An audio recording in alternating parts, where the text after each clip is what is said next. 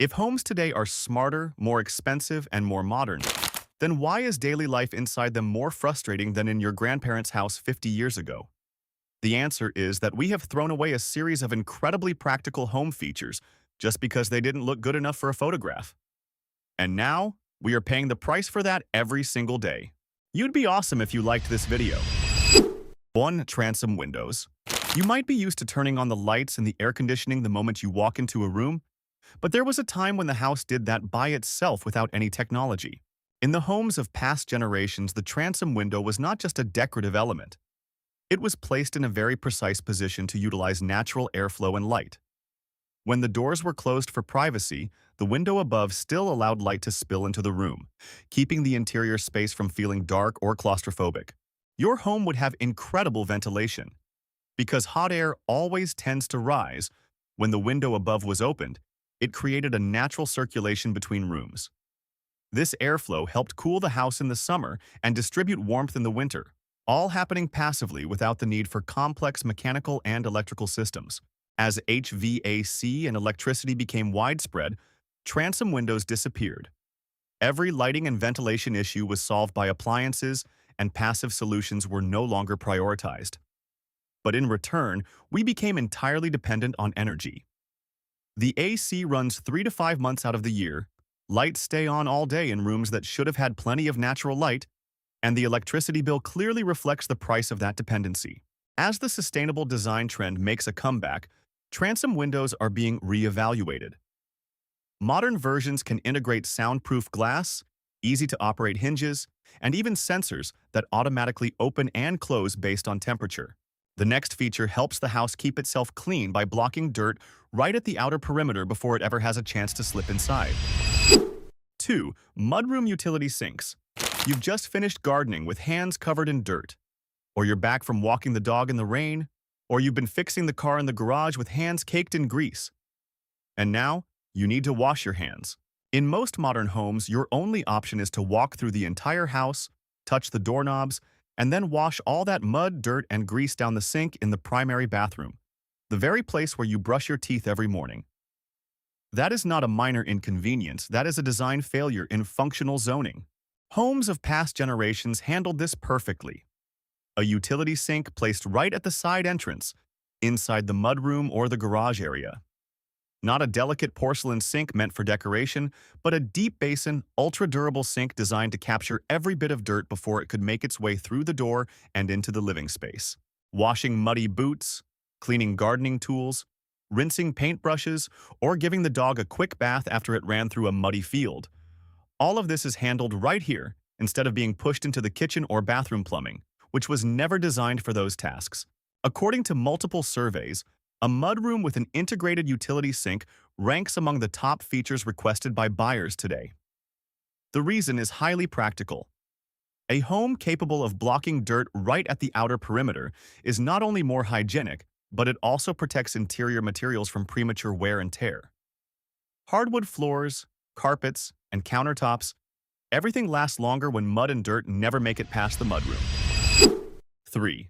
Fold-away ironing boards. There was once a design that neatly solved the storage of ironing boards, but it gradually disappeared from modern homes. Meanwhile, the freestanding ironing board continues to take up space, is hard to store, and always appears when you don't want to see it. Past homes solved this with built-in ironing boards, integrated directly into a cabinet or wall, usually in the laundry room or dressing room.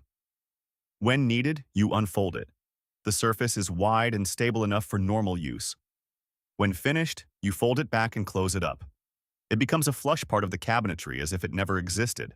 The difference lies in the immediacy. When ironing is as simple as opening a cabinet door to start right away, you will do it more frequently, instead of waiting until the pile of clothes gets high to reluctantly drag the ironing board out. Easy operation forms a habit. Frustrating operation kills it. Modern versions have improved with flexible folding mechanisms, multi-directional swiveling, integrated internal outlets, and some systems even adjust the height to the user. Installing it in the laundry room, master closet, or mudroom is logical, as long as it is placed right where you handle clothes the most. But where are you hiding towels and bed sheets? If the answer is everywhere, then the next feature is for you.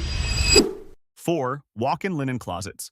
You have a smart home, a kitchen island, and a separate master suite bathroom. But every morning, you still waste 5 minutes looking for a clean towel. Bed sheets are in one place, hand towels are in another. And for toilet paper, you only discover you ran out last week right when you need it. Sound familiar? Most of these minor inconveniences around the house stem from a very simple thing that modern homes have dropped: a central place to manage all linens. The traditional linen closet used to solve this very neatly. A space deep and tall enough, placed in the hallway between bedrooms and bathrooms where anyone could access it within a few steps. It wasn't a place to shove things, but a control center. You open it and immediately see which sheet set is washed, which towel is in use, and what needs to be restocked.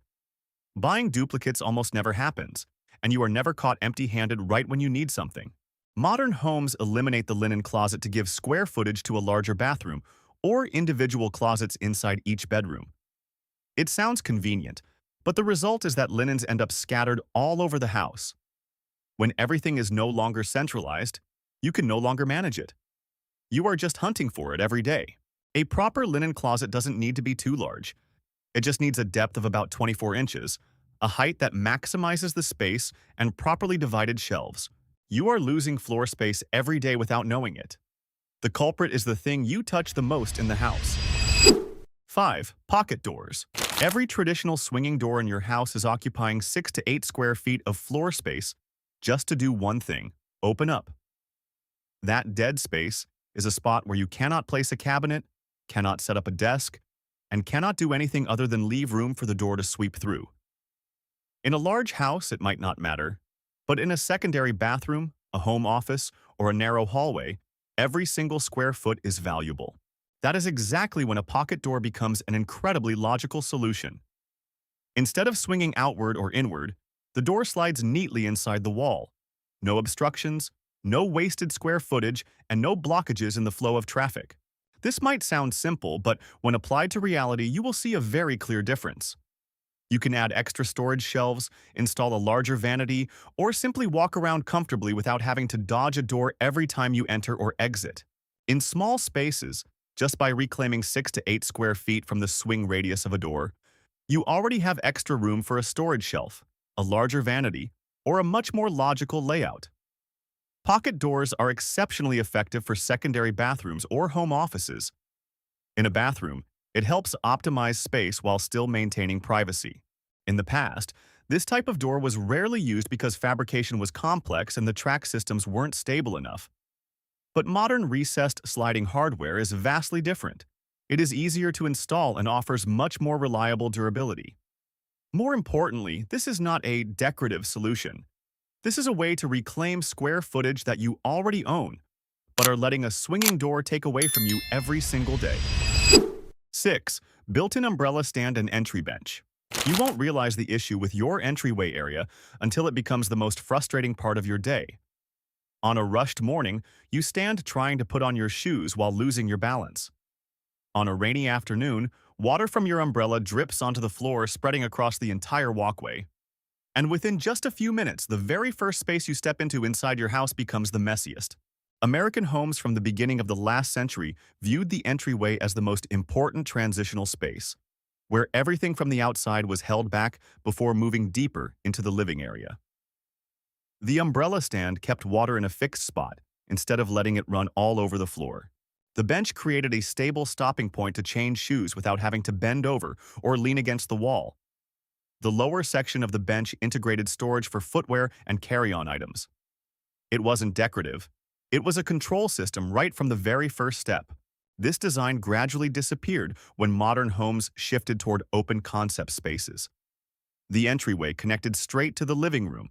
The garage became the main entrance, and everything was simplified to create a spacious feel. But that very simplification eliminated a crucial layer of control. That is the reason why many homes today always face a cluttered situation right around the entrance door area. Shoes, bags, and wet umbrellas have no fixed spot, leading them to spill over into other areas. No matter how often you clean up, the mess returns very quickly because the problem lies in the design, not in how it is used. The Amazon era didn't even exist yet, but American homes already had a built-in delivery system. The next feature will make you wonder why homes today don't have it. 7. Milk door/package delivery box. Home delivery is becoming increasingly popular, but the way homes are designed has not kept pace. Packages are still placed at the front door, exposed to the elements, easily soaked and easily stolen. You have to track the hours to get home, ask neighbors to hold them for you, or accept the risk every time you order online. This problem sounds very modern, but the solution already existed since the 1890s. In past American homes, people used a feature called a milk door, a small compartment integrated directly into the exterior wall, allowing for two-way delivery and pickup. The delivery person placed items in from the outside, and you retrieved them from the inside, discreetly and securely. This design was born in a context where milk and grocery deliveries happened daily. The house was not just a dwelling but a part of the delivery system.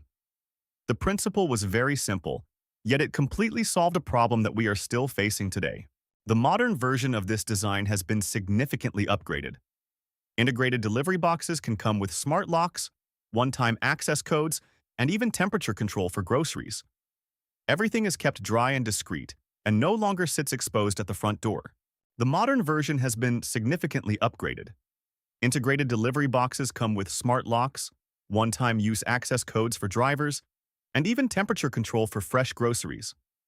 Everything stays dry and discreet and is no longer left sitting exposed at the front door waiting for someone to steal it. 8. Broom closets. There is a corner in the house that most people try to hide.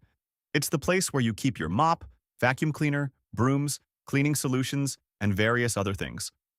If you look closely, you will see they are often located in very temporary spots like a kitchen corner, behind a door, or crammed into a cabinet that was never designed for them. At first, everything causes almost no obvious problems. But over time, as items accumulate, these temporary locations begin to overlap and spiral out of control. Cleaning is no longer as simple as before. You waste extra time just gathering enough tools, and after you finish using them, you have to think about where to store them neatly.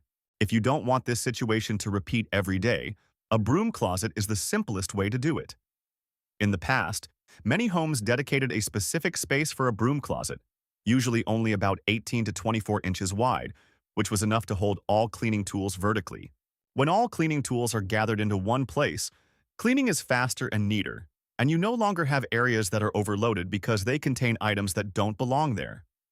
The cabinet under the sink goes back to doing its proper job. The bedroom closet goes back to holding clothes. Everything goes back to its right place. The irony is that homeowners are willing to spend thousands of dollars on a custom pantry or a mudroom, but the broom closet is overlooked because it creates no visual effect on Instagram. But when square footage is increasingly expensive and you are optimizing every inch in the house, a dedicated storage area for cleaning supplies is no longer just a nice-to-have. The next feature keeps the entire kitchen neat, even when you are cooking for 8 people and guests sitting in the living room are looking straight in. 9. Butler's pantry. The larger an open concept kitchen is, the easier it is to spiral out of control. It sounds contradictory, but that is the reality. You cook dinner for 8 people. Pots and pans are scattered across the counter, unwashed cutting boards are sitting out, and spices haven't been put away. And because it is open concept, guests sitting in the living room look straight into that mess. You are cooking, cleaning, entertaining, and stressing all at the same time. A butler's pantry used to solve this issue very neatly. It is not a room for a servant as the name suggests, but rather a functional buffer layer located between the kitchen and the living area. You prep there, arrange things there, and most importantly, hide the mess there. Because of this, the main kitchen always maintains a clean countertop and a sense of control, even when you are cooking for the whole family. You don't need a large amount of square footage to have an effective butler's pantry. Just enough for an extra counter, a few storage compartments, and ideally, a small prep sink. Just that much is enough to completely change how you operate your kitchen. You no longer have to clean the kitchen spotless before guests arrive, and you are no longer stressed about the pile of dishes that the entire living room can see. 10. Sleeping porches/screened porches. There is a type of space that, when you look at it, makes you feel like slowing down immediately. It's not the living room, nor is it the backyard garden, but rather a covered porch where the breeze still passes through, the light still changes hour by hour, but everything is kept at a very gentle pace. In American homes of the early 20th century, The sleeping porch used to be a familiar feature. This was a place where people rested, read books, or even slept overnight on days when the weather was pleasant. The space was usually arranged on the upper floor or at the back of the house, opening to the outdoors but still having a roof and a screen system to keep out insects. The special point lies in the half-indoor, half-outdoor feeling. You are not completely outdoors, but you are not closed in like inside a room either. Air circulates continuously, carrying the scent of trees, the humidity of the morning, or the calming down of the evening. Light is not sharply cut through a glass window but spreads evenly and changes very naturally. The screened porch today is returning with more flexible variations.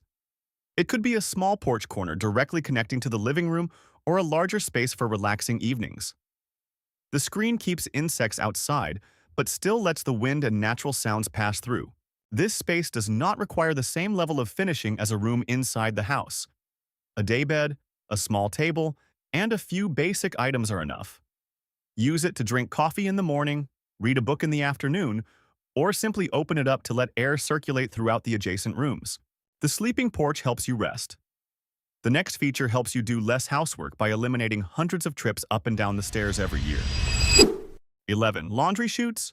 You don't realize how much time you are wasting on laundry until you count how many times each week you carry a laundry basket up and down the stairs. For a family of 4, that number can be 5 to 7 times per week. Multiply that over an entire year, and that's hundreds of trips, each one involving a heavy basket, a narrow staircase, and a slip and fall risk that no one thinks about until it actually happens. Many past homes integrated a very simple yet highly effective system. A laundry chute was recessed into the wall, directly connecting the upper floors to the laundry area. Instead of carrying a bulky basket, you just dropped the clothes right down to the spot where they needed to be processed. The entire task of moving them was almost completely eliminated. This design was not just a random idea. Every daily routine was optimized to reduce effort and save time. Utilizing gravity to move laundry is a simple solution, yet it delivers clear efficiency in daily life. Over time, this system gradually disappeared not because it was inefficient, but due to changes in housing layouts and stricter safety codes. Many homes moved the laundry room to the same floor as the main living area, or eliminated the chute system entirely to simplify the design. But for multi-story homes, this need has never gone away. Moving laundry still exists. We are just doing it manually by ourselves every day. That is why this design is being reevaluated. Modern versions have been improved with fire-rated materials, safety doors, and control systems that meet current building codes. You don't need much square footage either. Just a small shaft inside the wall is enough to completely eliminate the daily heavy lifting up and down. 12. Vestibules. Every time you open the front door, the entire outdoor air rushes straight into the house. In the winter, freezing wind blows directly into the living room. In the summer, blasts of heat hit right in the main living space. The air conditioning has to run extra to compensate, electric bills go up, and you accept it as normal because every house is like that. But in the past, things didn't happen that way. Many homes used to feature a small entry alcove called a vestibule, a separate space with an additional door layer before you stepped inside. Not large, not ostentatious, but it functioned as a buffer zone between two completely different environments. You stepped in, closed the outer door, leaving the cold or hot air behind. Then, you opened the inner door to walk into the house. An action that took just a few extra seconds yet significantly stabilized the indoor temperature and noticeably reduced the strain on the HVAC system. Modern homes eliminated the vestibule to chase after the open concept. The front door leads straight into the living room, which looks spacious and seamless. But in return, everything from the outside also walks straight in with nothing to block it. Dust, noise, temperature, it all floods in at the exact same time every single time someone opens the door. If you are designing or remodeling, consider creating a small foyer space right behind the front door, even if it is only large enough to stand and operate two separate layers of doors. Glass partitions, sliding doors, or an auxiliary door system can all create a flexible barrier without losing the airy feel. The final feature sounds the simplest, but it will change how your house looks every single day. Because that tangled mess of charging cords is making every corner of your home look much more cluttered than you think. 13. Charging nooks. Look around your house right now. Where are all the charging cords stretching from and to? There is a phone plugged into the kitchen outlet, a tablet at the sofa outlet, another phone at the bedside outlet, and cords are draped across every single countertop. Every device finds itself a random home, and as a result, no corner in the house is truly neat.